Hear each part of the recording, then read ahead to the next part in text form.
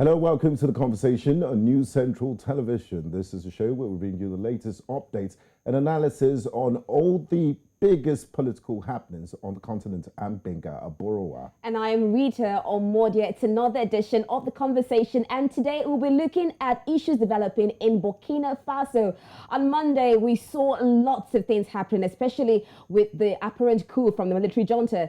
So let's start with recent events in Burkina Faso, where the army's removal and detention of President Roch-Marc after 2 days of unrest has sparked some celebration among anti-government protesters and international concern after what was the fourth military coup in West and Central Africa in the past year. Late on Monday, a group of soldiers calling themselves the Patriotic Movement for Safeguarding and Restoration, led by Lieutenant Colonel Paul Henry Sandogo Damiba, appeared on state television to declare that they were in control of the country. The government and National Assembly were dissolved and the constitution suspended, they said, as they also announced an overnight curfew.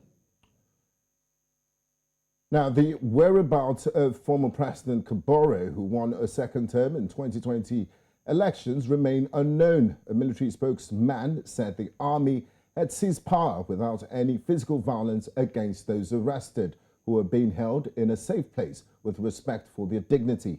As expected, the international reaction was swift. United Nations Secretary General Antonio Guterres and the Economic Community of West African States, the Regional Bloc and the African Union, along with the French President Emmanuel Macron, all strongly condemned the coup. Burkina Faso was under French colonial rule until 1960, when it gained its independence. We have joining us today on the conversation Milton Nkosi, a veteran journalist and a senior research fellow at the Africa-Asia Dialogue, and Pierre Englebert is H. Russell Smith, Professor of International Relations at Pomona College in California and a senior fellow at the Atlantic Council's Africa Center. Gentlemen, welcome to the conversation. Thank you. Hello, so, good to be here. I'd like to start with Milton. What's your reaction to the military takeover in Burkina Faso? Did you see this coming? Well, many people who were watching closely could tell that it was a likely event, given that we've had 4 coups in West Africa in the last 18 months alone. You can tell that the ground was fertile for such an event, but it is a disappointing state of affairs on this continent, given that we are trying to be on the straight and narrow path of the African Union's vision of 2063, where everybody is democratically elected and everybody has a thriving economic growth. This takes us back, certainly. Definitely, there is no progress when you are launching coup d'etats left, right, and center in such an important part of this continent. Now, just when we thought that with ECOWAS sanctions, we wouldn't have more coups, but it's just barely the end of January. And once again, we're witnessing another coup in Burkina Faso. And like you rightly said, we had seen the signs of military takeover in Burkina Faso. So let's look at this now. Is there a contagion effect of coups in the Sahara Belt? Or is it just a one-off event? Pierre. Is that for me? I think that the coups in West Africa are becoming cancerous. They are becoming endemic. If you recall that Burkina Faso, which was called Upper Volta in the 60s, in 1960 specifically, when they became independent from France, has had multiple coups. I mean, the most famous one was that of Thomas Sankara in 1982, and he ruled till 1987. Before Blaise Compaoré took over for 27 years. But even his departure in 2014 was also not a clear democratic goodbye. So certainly this is becoming a cause for concern. Okay, now Pierre, what is driving all these coups? I know that former President Christian Kabore was president for 7 years, and things went from bad to worse. The handwriting has clearly been on the wall. Is this an own goal, or there are other factors beyond Burkina Faso's control that led to this coup and President Roch-Marc Kabore's government not being successful? Yeah, I think that's a great question. I think both dimensions are in there. So to some extent, the coups that we observe in Burkina this week, in Mali before that, even in Guinea, these coups are representing the failure of the state to be able to cope with the tremendous strain it's under. For Mali and Burkina, with the jihadist insurgencies and the toll it takes on their state apparatus. The state has withdrawn from very large segment of the territory, and the army is extremely exposed with very limited means. Those are such poor states that they're really unable to defend their own territory. And what you observe is that governments, Kabore's government was not particularly efficient to begin with, and Kabore took good care of his friends, and he was somebody who had been long established in politics, but he was not a particularly transformative ruler. But nevertheless, what you see is that the military gets very exposed, and in the end is unable to respond to the violence, but prefers to then attack the civilians, and according to some corporatist interest, protects itself in this new environment. And so yes, there's an effect of contagion, but what there is also is a shared failure of all these states to really to be able to enforce their existence empirically. Now, Guinea is a little bit different because Guinea is not directly exposed to this. But in Guinea, what you had is a situation where the incumbent Condé tried to monopolize the state for himself. And there you had a response, which, by the way, could also be happening at some point in Benin or in Côte d'Ivoire, where you have a similar propensity of incumbents to think that they own the state and that they don't have to share it. Okay, Pierre, let's go deeper into the reason for this coups. You clearly highlighted failure of the government to meet security demands of the people and even the military. And one of the demands was institution of the top brass in the military. They complained about the leadership, saying that they didn't want a leadership coming from the president. So do we have factions in the military right now, or do we have a form of marginalization among members of the armed forces? No, you have factions. There's no doubt about it. This discourse must be taken with a grain of salt. They wanted new leadership. Essentially, what happened is that the military used to be really under control of people who were very close to Blaise Compaoré, the previous president, and his presidential division was disbanded in 2016. And the person, Damiba, the new head of state, was a former member of the Compaoré presidential protection unit. And so to some extent, when these people are asking for the dismissal of the top brass, they essentially are pushing back against reforms that try to democratize the military. And I'm very concerned that this might suggest that the prosecution of people from the previous regime might end, and that people like Gilbert Diendere, who might have been responsible for the assassination of Sankara, might see his situation improve considerably. So yes, it is a factional coup to a large extent. There's no doubt about it. Okay, interesting. We'll take reactions from members of the opposition in Burkina Faso in response to the recent coup, and then come back to a discussion. Pas une surprise.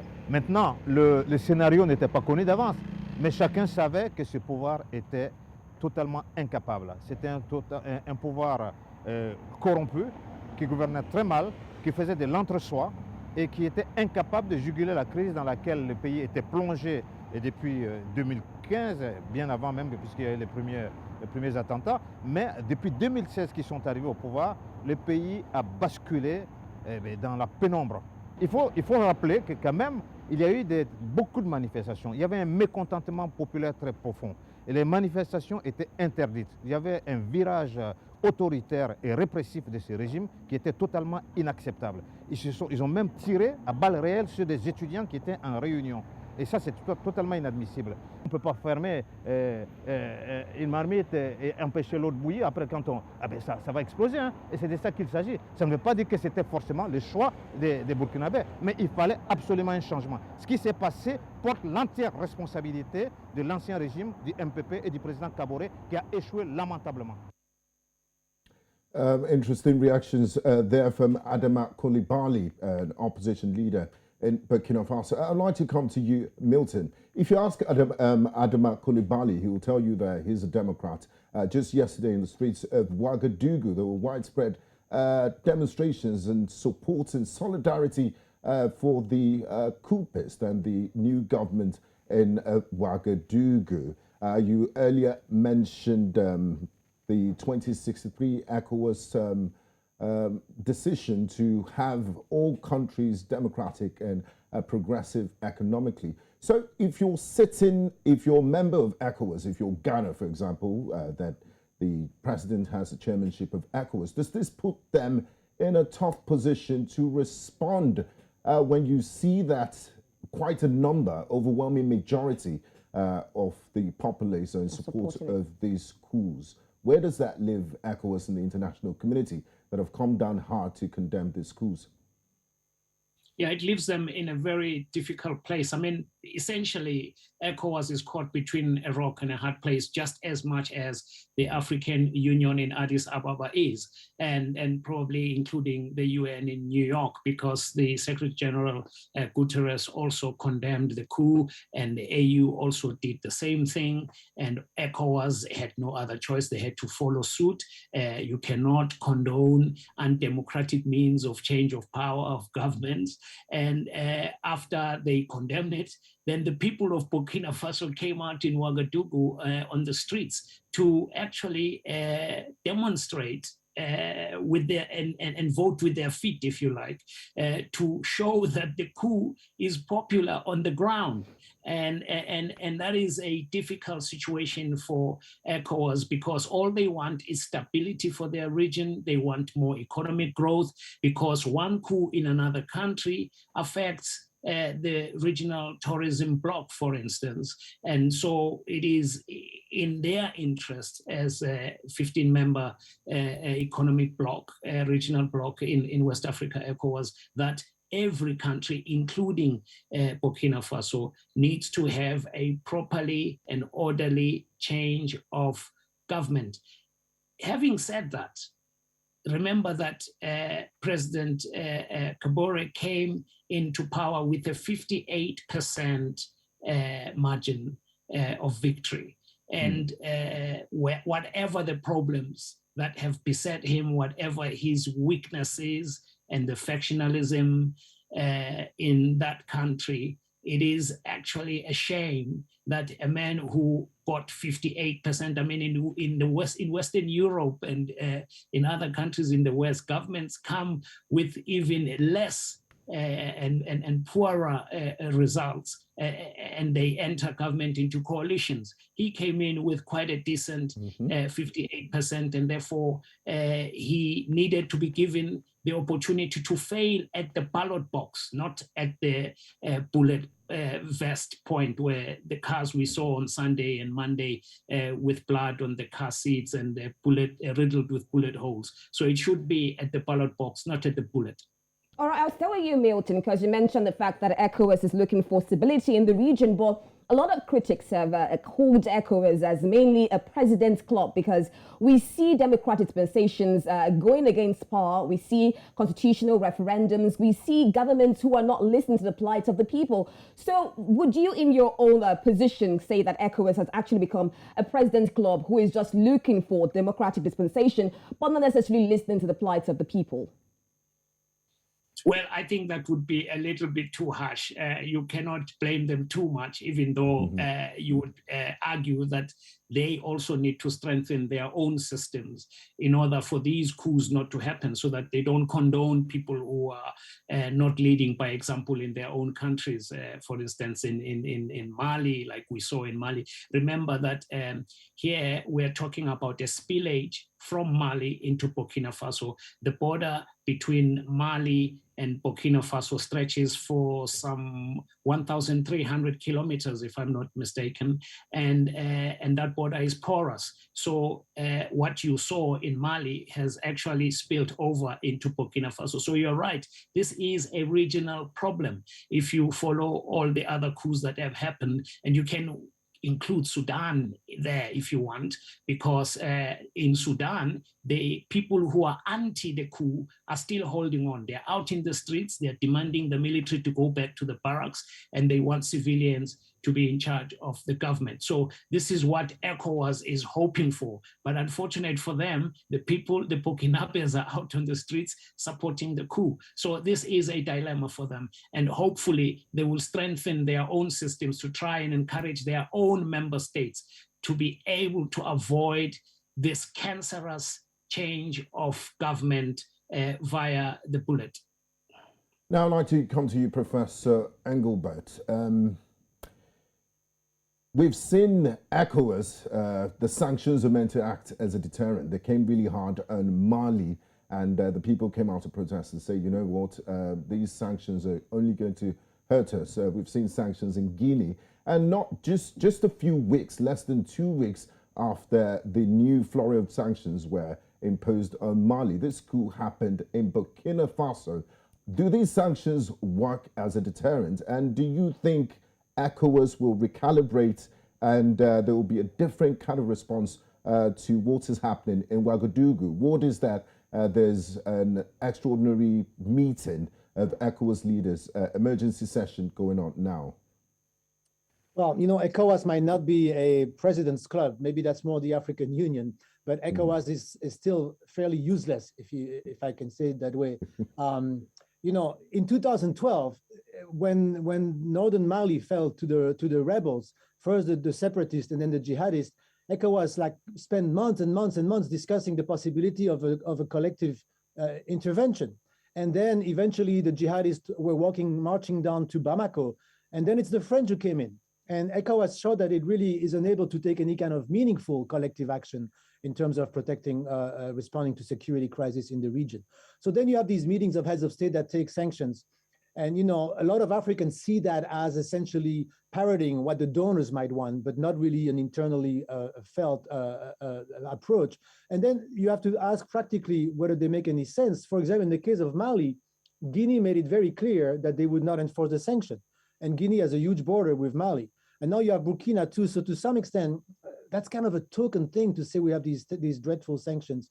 But really, I don't think, even though, as you say yourself, they seem pretty stringent, in practice, they're not quite worth the paper they're written on. Professor Pierre, rather. Now, oftentimes after coups, we see a flurry of condemnations from the EU and regional bodies without putting into context that the rise of insecurity in the Sahel belt is a blowback of NATO and EU's intervention to depose Colonel Gaddafi of Libya. Does the US and its NATO allies bear some responsibility here?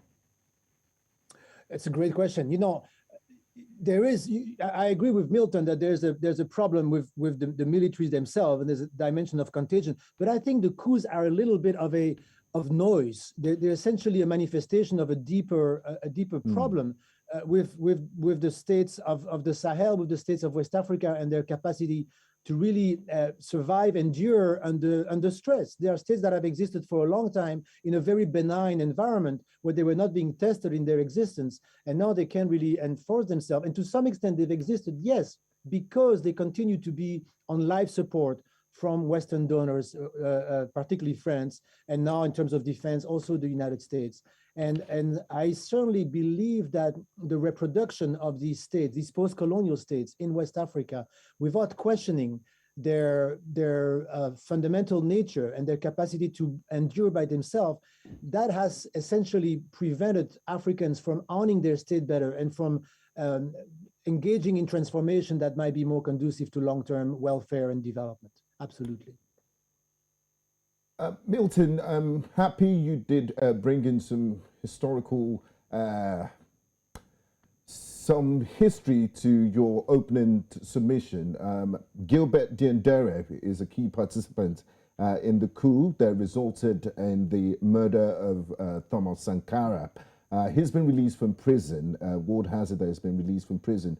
Do you see any connection? You did mention earlier that the current president, the coup leader, was part of former President Blaise Compaoré's inner circle. Do you see any connection between Blaise Compaoré? I know he's in exile in Ivory Coast, and what is going on now in Burkina Faso, do you think is overreaching? So I don't know how far we can go with this. I'm sorry, Milton, go ahead. Yeah. Oh, no, yeah, go ahead, Prof. Go ahead, Prof. I'll come I apologize. Okay, quickly then. I don't know how far we can go in putting Blaise Compaoré himself into this, but there's no doubt that the people who were associated with his regime, particularly Diendere and his presidential guard, are connected to the coup.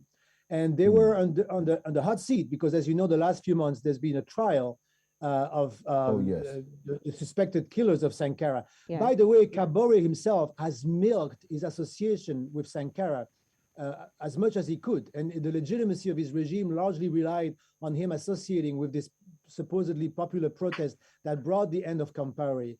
But bear in mind, Compaoré was prime minister of Compaoré too. Compaoré was part of that establishment. And so you have a lot of people who resent this kind of attempt to instrumentalize the killing of Sankara. Now, whether it goes back all the way to Blaise, I don't know. But certainly the change of regime hit very hard the people who were associated with the security apparatus under Compaoré. And it seems to me, and I'm not sure either about the rumors of Diendere, but it seems to me that they might be making a push back into the system with this coup. Yeah. Now, Milton, just to add to the question, will these stop the trial of those, the ongoing trial, which is made international headlines, of those responsible for the murder of late Captain Thomas Sankara? So nations are like human beings. We all have our individual psyche, our psychological makeup, if you like. And there is some nostalgic thing going or playing itself out in Burkina Faso, where people are still longing for the years of Thomas Sankara. You know, when he renamed Upper Volta to Burkina Faso, which is easily translated as the land of incorruptible men, or the land of honest men. People are longing for that time, for where the country was at ideals that were sort of lofty, if you like. And it's not happening like that. And they're being frustrated by that. And so they want to try and remove those people who seem to have actually messed up that whole plan. But at the same time, these people come from the same pot. I mean, Professor was correct in that, remember that Compaoré was also from the Compaoré's camp. He was prime minister. Yes, indeed. And don't forget that the man who's leading the coup, Lieutenant Colonel Paul Henry, he himself was in the presidential guard under Compaoré and Compaoré. So he's not really someone who's parachuted from a drone to come and save Burkina Faso. These people are all interlinked. They come from the same circles of the elite. And that's where the problem is, not just in Burkina Faso, but across the continent and indeed across the world, that the tiny elite are trying to rule over the majority. And that is the problem. All right, now I'll move over to you, Pierre. We know that the president, former president rather, Roch-Marc Kabore, has been in detention in the military, and they said they're open to dialogue. So what exactly do we have left in Burkina Faso? Are we heading towards a military state? Because some people will say it's not a complete coup yet. So what will be left in Burkina Faso, a military state or probably a dialogue? Yeah, so it's not clear exactly where Kabore is or how much control he has over his own situation right now. The most likely scenario, it seems to me, and it's sort of clear from the declaration of the putschist on Burkinabe television, is that we are moving towards one of those quote-unquote transition period, which might go from 18 months to 5 years or whatever, right? So these regimes now, this is what they do, because you live in an international environment that is supposedly condemning coups. So you do a coup, you try to legitimate it as saying, but the civilian system was broken, the people want this, you put some people in the street, make sure that they demonstrate in your favor, and then you say, we'll work on some transition. And then you negotiate with some political parties of civil. And the cliche 18-month transition. They propose 18 month transition in quotes. Most times. I think we lost Professor Englebert there, but we'll come back to him. Milton, one of the reasons why a lot of coups have happened is the third termism that we've seen in a lot of African states. Third termism does undermine a nation's constitution, and it's a perfect recipe for military takeovers that we've seen in the recent past. What can ECOWAS do and the African Union to address this issue? And will this be considered as meddling in the internal affairs of this country? Okay, we'll take some reactions from residents of Burkina Faso to this coup, and then we'll continue our conversation with the guest.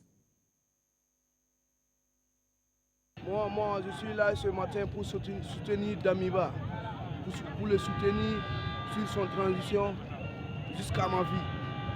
Parce que il m'a soulagé parce que j'en ai marre de pleurer. Nos villages sont occupés, on a eu des milliers de déplacés, trop de nos soldats sont morts. Raison pour laquelle tout le Burkina a pleuré, et enfin Damiba. La Russie, parce qu'ils sont plus pragmatiques et efficaces. Voilà, leur intervention en Centrafrique a donné des résultats. Oui. Leur intervention au Mali aussi donne des résultats. Nous voulons ces résultats au Burkina. Nous ne voulons plus une CEDEAO des chefs d'État. Nous voulons la CEDEAO des peuples. Le Burkina Faso est un pays libre, indépendant. Et nous voulons prendre notre destin en main. Great to have you back, gentlemen. Now, Professor Englebert, third termism undermines a nation's constitutions, and it's a perfect recipe for military takeovers, as we've seen in the recent past. And what can ECOWAS and the African Union do to prevent this leaders from perpetuating themselves in power? And would he be considered as meddling in the internal affairs of a country? Well, to some extent, meddling in the internal affairs of its members is part of ECOWAS mandate, I guess. So that makes some sense. But I don't know that ECOWAS can do much, frankly. I think that the problem is more structural. Unless ECOWAS can somehow manage to find resources for the state to project its authority across territory, to open courts across the different parts of the country, to incorporate Fulani people who are marginalized, to adjudicate disputes among herders and farmers, to essentially project state power in ways that respond to the desires of the population. I don't think that condemning a coup here or there is useful. And by the way, let me add that these people that you just saw on the documentary, they're calling for Russia. You know, the Russians are really quite like an opportunistic infection in this thing. So you have this crisis, and the French themselves are, because of their Barkhane intervention, its lack of success, they've lost a lot of credibility in the region. And the Russians are using that as a wedge to bring in their mercenary actors. And so certainly there's no solution from the Russian, but it's part of the problem that you have these multiple violent actors occupying these countries. But Prof, sorry to cut in there. The gentleman in the video did say Russia is more pragmatic, and Mali, as an independent state and sovereign nation, does have a right to make its own decisions. So why is Europe and France angry when they hear about Russian presence in Mali? Well, there's two things, right? I think that if you're the French, this is like your little backyard. You're not particularly happy about the Russians coming and competing with you and being even more popular than you are in terms of getting agreements with the local government. And so you feel like you're being pushed out. And this is, by the way, I think, an extension of the kind of geostrategic tension you see in Europe right now with Ukraine. So it's kind of a flip side of that. Now, on the other hand, from the perspective of the local population, people are really going through a significant anti-French sentiment. So they see the Russian as this alternative. They're fooling themselves. The Russians are there for themselves. The Russians are there for access to resources. The Russians are there to destabilize one region that makes Europe somewhat powerful. So I certainly don't see anything good happening with that. But frankly, the concerns of the French are not really the ones that one should be really worried about. I think that the kind of effect that these Russian mercenaries, I hear that there's 400 of them now in Mali, and they're certainly pushing. There was a letter from them to the Burkina new government suggesting we could do some training for you. Look at what they did in Central African Republic. They are violent criminals, and it's really not good news at all from the perspective of the safety and welfare of the Africans themselves. Okay, I'll go to you, Milton, now. While there's a bit of a raffle between the international bodies, we see Russia meddling in. But from that video clip we saw there was a particular word that actually caught me. He said, Damiba has come to relieve us. And we're in an era where the Democrat dispensation does not fulfill the wishes of the people, and somehow a man arises and says, I want to save the people. That's what's going on in mostly all of these coups. So what do we know about this coup leader, Lieutenant Colonel Paul Henry Sandogo Damiba? What can we say about him? So we know that he's 41 years old. He wrote a book and published last year a book about what we've been talking about, what Professor Pierre has been telling us about, this multi-international force that exists there, the Russians, the French, and God knows who else is hovering around the Sahel. But that's his background, and he was criticizing the response in West Africa in general to the Islamist insurgency. We know that he got a master's degree in criminal sciences.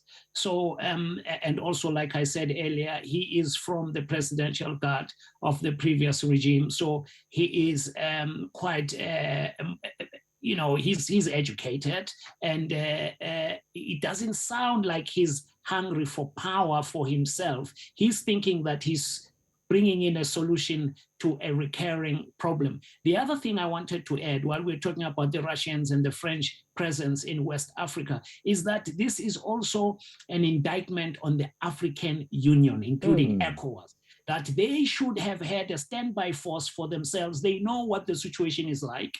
What you need to do, you need to have a standby force that can go in and try and stabilize situations such as these, and not wait from armies to get onto aeroplane from Europe and from the former Soviet Union to come and play around on African soil in the 21st century. This is unacceptable.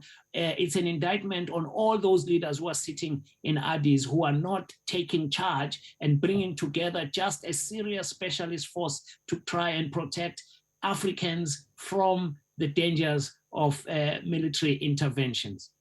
All right, thank you so much, Milton. Thank you, Pierre. It seems like we're getting into another season of coups. And Mali, we see how the junta reeling back, and they've given a lot of demands following sanctions from the ECOWAS. We'll take a quick break and we'll be right back to analyze events going on in Mali. Do stay tuned.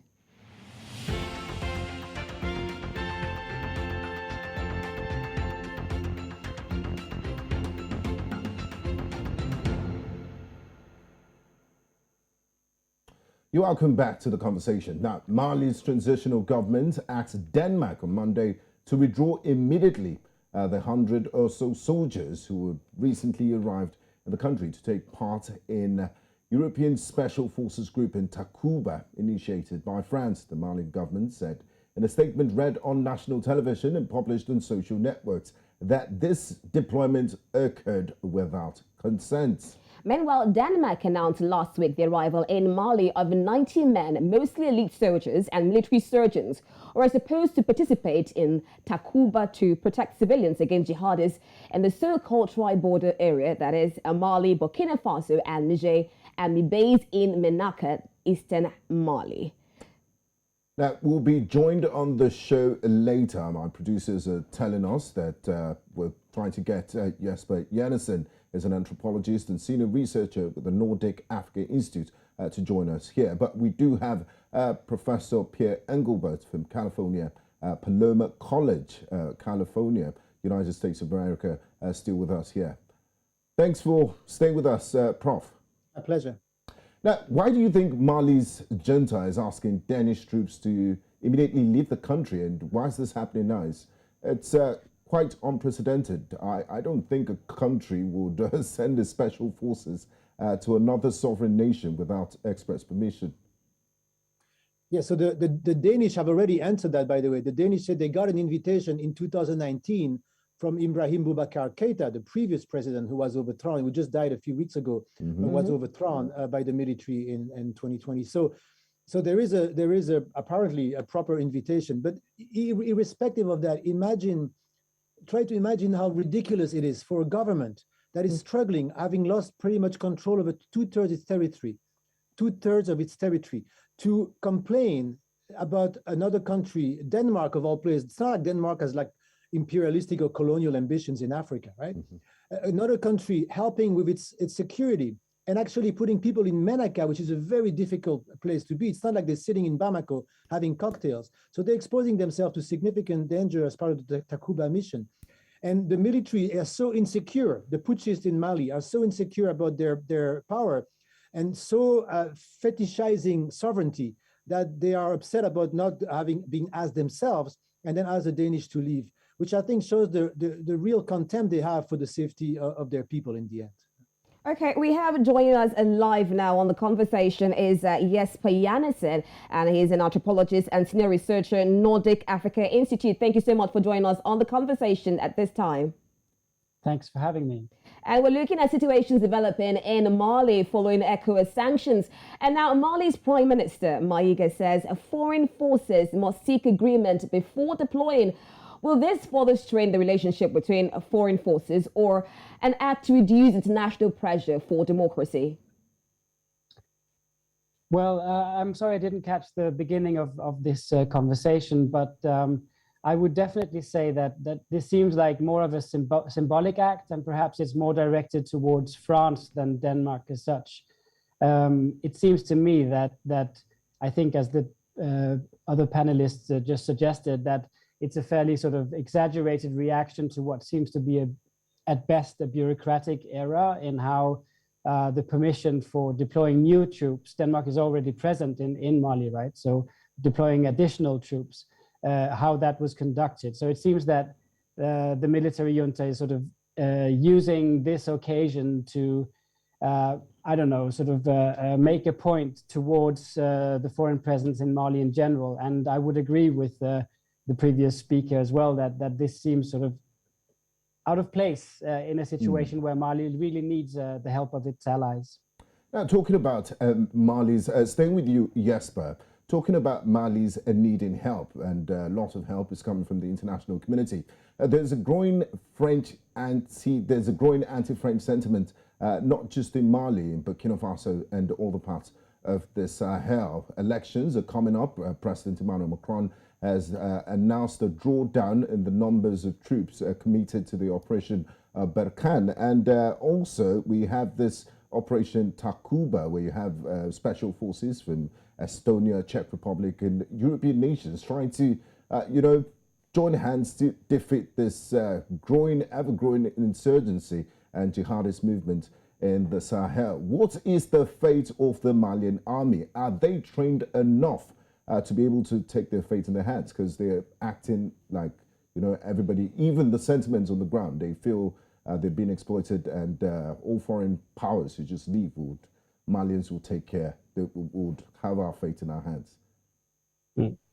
Well, I would say on the one hand, I mean, that the Malian army and security forces have been receiving training and funding for years, right? At least since 2012, to my knowledge. I think there was an initial sort of sense when Emmanuel Macron signaled that France would be drawing back some of its influence in Mali. I think there was an initial sort of optimism that perhaps it is time for Mali to have more of a lead, and perhaps even for a more joint European initiative rather than the French-dominated missions that have clearly failed by all accounts in facing up to the challenge of Islamist violence in the region.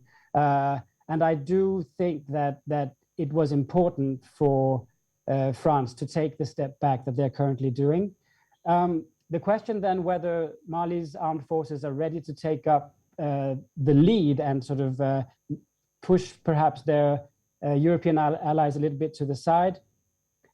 I think that's a more mixed bag, because we shouldn't forget also that the Malian security forces are accused of committing systematic abuse against civilians in the country. The last statistics I saw, the blame behind civilian casualties in Mali is divided between jihadist groups, the Malian armed forces, and local defense forces, fairly equally between the three actors. So clearly, the Malian army needs to get its house in order. And then we haven't even started talking about problems of resources and organization as such. That's a whole lot to handle. Milton, what's your take? Do you feel the Mali's armed forces is actually ripe enough to handle the insecurity situations going on? Professor Pierre. Professor Pierre, rather. Yeah, thank you. I agree with Jesper. They've had plenty of training. In fact, there's been a European training mission in Koulikoro, just outside Bamako, for 10 years. And I think the number of people who've gone through the training program there add up to the total amount of the Malian armed forces. And so I don't think there's a lack of training, but the Malian armed forces do not do a lot of fighting. They are not particularly, the people go through the training and then we don't know where they deploy and what they do. And they certainly do quite a bit of violence against civilians. And so they're part of the problem. They're not, they haven't really been a huge part of the solution so far. And so I understand the frustration of Macron, although I have little sympathy for the French agenda in the region. I understand his frustration with the lack of responsibility of the Malian authorities to some extent. And so you really have to think of this military also where it comes from. Historically, the recruitment in the military is based on patronage. I mean, they were not fighting. It was not a dangerous position. So people were hired and had careers in the military because of connections, clientelistic and patronage. And so then when most of the engagements they had before that was to quell rebellion in the northern parts of the country. But even then, mostly under ATT and the previous regime, the way these rebellions were dealt with was mostly through some informal agreements, letting the rebels take control of some, smuggling and things like that, but not really military intervention. And so then you have a high degree of corruption, and it's also a military that's ethnically biased. The recruitment in the military typically does not include people in the regions that are now the theaters of violence and of jihadist insurgencies. And so the state here is sort of owned by a subgroup, mostly of Southerners, who have acted almost like themselves colonizers, actors, or at least dismissive actors with other parts of their population. Now, so the Malian military, I'm sorry. Professor Pierre, sorry to butt in there. Earlier on, we're talking with Milton about Russia meddling in.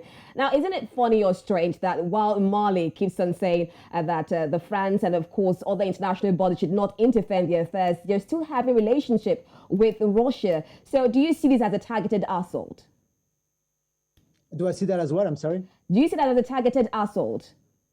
Well, I think, there's a provocation dimension in there, right? I think it's foolish, frankly, to a certain extent. The Russians like to pretend that this is like a second liberation, that these new coup leaders in Africa represent a new push against French neocolonialism. Really, that's not what it is at all. And these people are not Sankara or stuff like that, but I think it's almost like a pre-colonial environment where you have a multitude of different actors who engage in violence, who try to derive some benefits from their participation. And so from the perspective of the Malian junta, I think it is partly definitely to put pressure on the French to show a degree of autonomy, to show their frustration. I think in the long run, it's not to the benefit of Mali whatsoever. Okay, Jesper, coming back to you, I know you don't have a crystal ball in front of you, but from your experience, can you sketch us a picture out of this conflict in the Sahel? We do know from history and experience that you can't shoot your way out of a conflict. Is this becoming France's Afghanistan, and is it becoming a type of Vietnam conundrum? How do you see the settling? Should there be other approaches beyond just military force? Well, to start where you ended, I definitely think that many both analysts and also actors even within the junta and the Malian army have been calling for more opportunities for dialogue. I think that dialogue with the jihadist groups as well, rather than this sort of pseudo-American idea that you don't negotiate with terrorists, as they would say. And I think, I mean, this was also a critical part of the MINUSMA strategy. The UN mission did have a strategy also to not just work through military solutions, right? And that is definitely where the French sort of prioritizing of an armed or military solution strictly has failed completely. And people have been complaining about it since the beginning, that you would have MINUSMA mission representatives negotiating in one village and the French army shooting down people in the other. So there's definitely a need for a more sort of broad-based and a more sort of diplomatic effort in Mali. And I believe that the junta as well has signaled that that is the direction they want to go in as well. So I think the time for a strictly military solution has long passed. The second part of the question is more sort of, is there a way out? Is this a never-ending cycle of violence and conflict? And I just think we should take a step back and remember that this is not that old a conflict. I mean, it has been going on for too long, and it has brought with it too much suffering, especially upon the civilian population of the region. But this has only been 7-8 years in the making, and the solution should be there as well, in a sense. I think it's important to acknowledge the driving motivations of the different, and they are quite different, jihadist groups.